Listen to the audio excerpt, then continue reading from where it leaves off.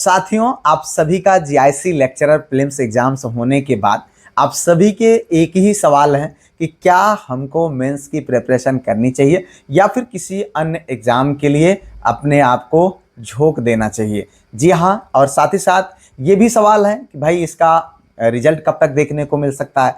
क्या मेंस की जो डेट दी गई है उत्तर प्रदेश लोक सेवा आयोग के द्वारा जो कैलेंडर में दी गई, क्या एग्जैक्टली उसी डेट को आपका एग्जाम देखने को मिल सकता है या फिर इसकी डेट भी एक्सटेंड होगी।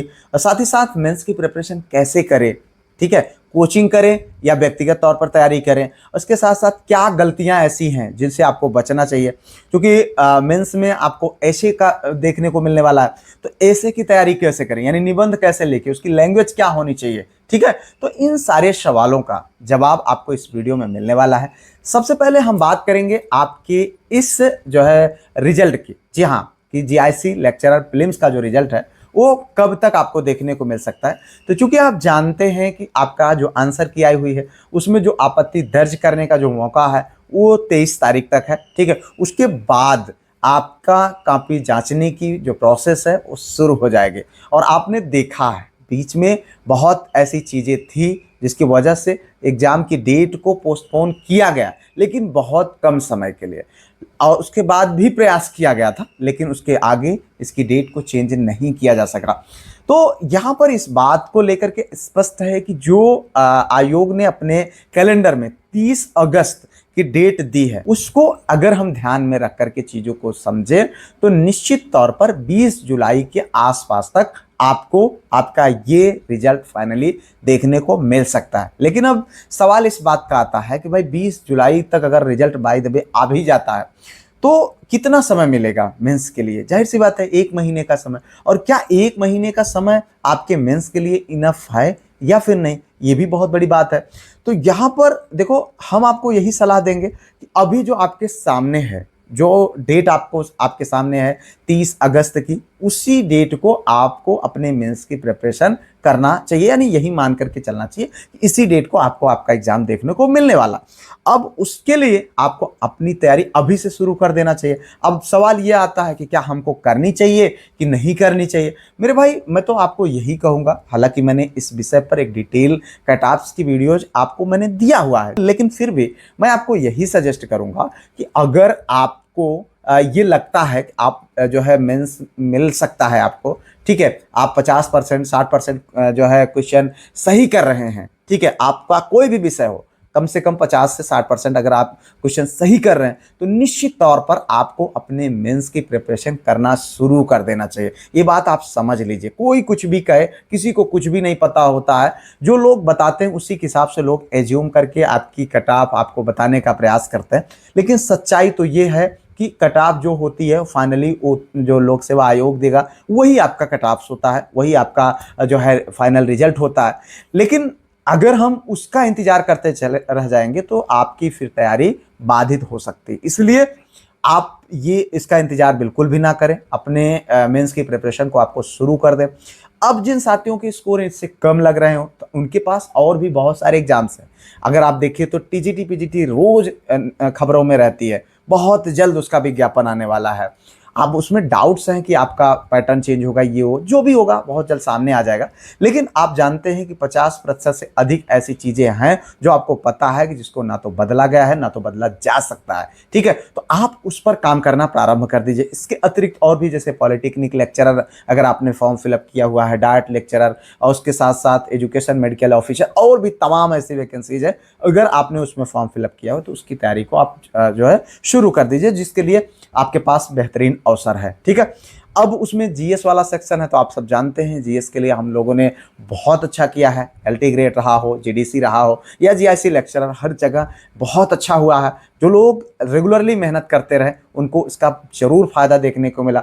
हमने इस चीज़ को बहुत ज़्यादा एनालाइज किया कि जो लोग रेगुलर पढ़ रहे थे उन्होंने अपने इस जनरल स्टडीज वाले सेक्शन में बहुत बेहतरीन किया है, जो उनके लिए बहुत अच्छा काम है। तो उसके लिए मैं हमेशा यही कहता हूं कि देखो, जनरल स्टडीज आसान नहीं है, लेकिन उसको आसान बनाया जा सकता है, तैयार किया जा सकता है, एक दिन में नहीं, लेकिन एक दिन उसको जरूर किया जा सकता है। उसके लिए हमने नया बैच लॉन्च कर दिया है, सारी चीज़ें हैं। क्लासेस बहुत जल्द शीघ्राति शीघ्र नई आपकी शुरू हो जाएंगे। बाकी बैच में बहुत इंपॉर्टेंट मटेरियल आपको प्रोवाइड किए जा चुके हैं, तो जल्दी से जल्दी ज्वाइन कर लीजिए। ऑफर भी चल रहा है, ज्वाइन करके अपनी जनरल स्टडीज़ की यात्रा को प्रारंभ करिए, ठीक है। उसके साथ साथ आप जानते हैं कि कोई भी ऐसा इस समय एग्जाम नहीं हो रहा है, चाहे आप शिक्षक भर्ती की तैयारी कर रहे हो या किसी भी एग्जाम के, जहां पर जनरल स्टडीज़ का रोल बहुत बड़ा है। तो ये लिए आपके लिए बहुत कारगर साबित होगा, तो आप उसको ज्वाइन कर लीजिए। अब हम बात करें आपके मेंस की प्रिपरेशन को लेकर के, तो जैसा कि हमने बताया कि कम से कम 50 से 60% या आप कट ऑफ को क्वालिफाई कर रहे हैं, तो आप निश्चित तौर पर अपने मेंस की प्रिपरेशन को आपको शुरू करना चाहिए। और उसके लिए कुछ गलतियां हैं जिनसे आपको बचना है। देखो, अक्सर अभी मैंने जो साथियों ने मेंस दिया है, ठीक है, उनके द्वारा जो मुझे ये चीज़ समझ में आई, तो बहुत सारे साथी यही कहते हैं कि सर समय कम पड़ गया, पूरे क्वेश्चन को अटेम्प्ट नहीं कर पाए, राइटिंग अच्छी नहीं गई है, ठीक है। ये बेसिक गलतियां कर रहे हैं, इन गलतियों को आप सुधार सकते हो। आपके पास बेहतरीन अवसर है, आपके पास एक आईना है 2021 का एग्जाम, ठीक है। उसके लेक्चरर का पेपर उठाइए, आप उसके हिसाब से अपना क्वेश्चन को तैयार करना प्रारंभ कर लीजिए। हो सके तो आप कोचिंग कर लीजिए, ठीक है, क्योंकि देखिए ये बेहतरीन अवसर मिला हुआ है।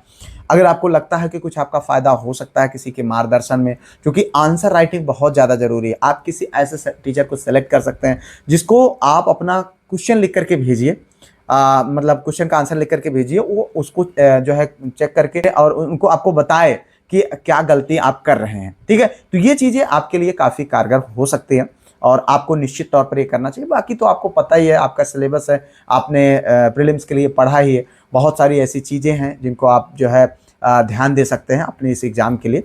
और निबंध को लेकर के बहुत सारे डाउट्स हैं आपके मन में कि निबंध को हिंदी में लिखें या अंग्रेजी में लिखें, क्या कौन सी भाषा आपकी बेहतरीन हो सकती है। तो देखो यार, निबंध के लिए जो भाषा आप जिसमें कंफर्टेबल हो, आपका भले विषय अंग्रेजी हो, लेकिन अगर आप निबंध को हिंदी में लिखना चाहते हैं, आप कंफर्टेबल हैं हिंदी में, तो निश्चित तौर पर आप हिंदी में ही लिखें।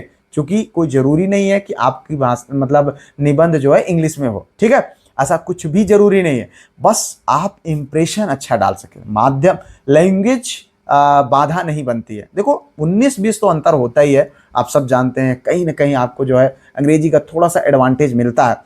लेकिन एक बात आप समझ लीजिए, अगर आप सेंटेंस को गलत लिखेंगे, आप अर्थ को अनर्थ कर देंगे, तो उससे तो कई गुना बेहतर है ना कि आप हिंदी में अपनी भाषा को शुद्ध शुद्ध, अपनी भावनाओं को, अपनी बातों को शुद्ध शुद्ध तरीके से समझा दीजिए।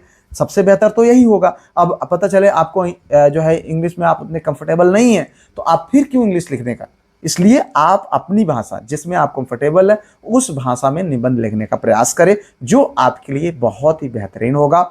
और हाँ, प्रैक्टिस जरूर करिए, प्रैक्टिस ही आपको सक्सेस दिलाएगा, क्योंकि इस समय आपके लिए वही सबसे बड़ा हथियार है। मैंने इस चीज़ को एनालिसिस किया, इस चीज़ को हमने देखा कि जो छात्र हैं जिन्होंने मेंस दिया है या जिनके मेंस अभी बाकी हैं, चाहे LT ग्रेड का मेंस दिया हो या लेक्चरर में, तो वहाँ पर ये चीज़ें हैं कि प्रैक्टिस जिन्होंने नहीं किया या पूरे क्वेश्चन को अटेम्प्ट करने की जिन्होंने प्रैक्टिस नहीं करी, उनके लिए काफ़ी कारगर हो। और रही बात ये कि मेंस में अगर आप 50 से 60% तक मार्क्स अगर आप प्राप्त कर लेंगे, तो निश्चित तौर पर आपको फाइनली सिलेक्शन देखने को मिल जाएगा। तो इसलिए अब बिना किसी देरी के अगर आप इन सारी चीज़ों को फॉलो करते हैं, तो आप अपने मेंस की प्रिपरेशन को आपको शुरू कर देना चाहिए। जी हाँ, उसमें कोई कोताही करने की आपको ज़रूरत नहीं है, क्योंकि जो भी आप करेंगे वो आपके लिए कारगर ही होगा इन फ्यूचर, ठीक है। फिलहाल मिलते हैं किसी और वीडियो में, उससे पहले यही कहेंगे कि वीडियो को लाइक, चैनल को सब्सक्राइब, हाइप, शेयर कर लीजिएगा, ठीक है। और